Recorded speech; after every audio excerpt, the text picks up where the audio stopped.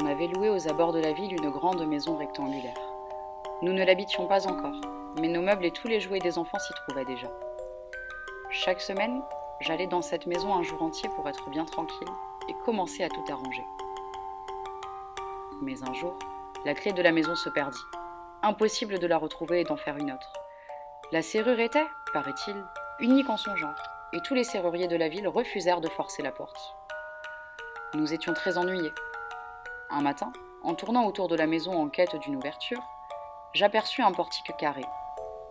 Il donnait sur un corridor que je suivis sans trop de peine. Une lueur venait d'en haut. Peut-être que mes yeux s'habituaient à ce demi-jour étrange. Mais je pénétrai bientôt dans une salle allongée et sans fenêtre, absolument inconnue.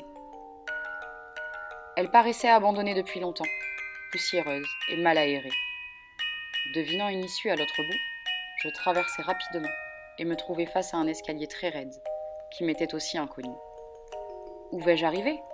Me demandai-je de plus en plus étonnée. Dans quelle chambre ? Je montai et j'arrivai sur un palier. J'avais fini par comprendre que j'étais en train de faire le tour de la maison sans pouvoir y entrer. Je poursuivis alors mon chemin et j'entrai dans une salle. Je vis s'avancer vers moi une fillette. Je lui souris, elle me sourit. Je lui tendis la main, elle me tendit la main. Mais je touchais une surface lisse. C'était un miroir. Je regardai la fillette et je me reconnus enfin. C'était moi, à 7 ans.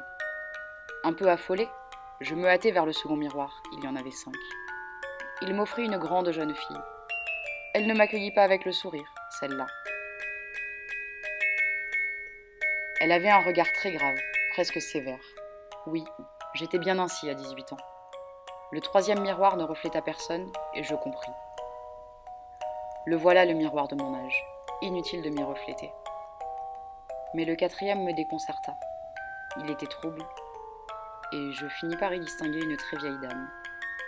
Elle essayait de me parler, mais je ne l'entendais pas.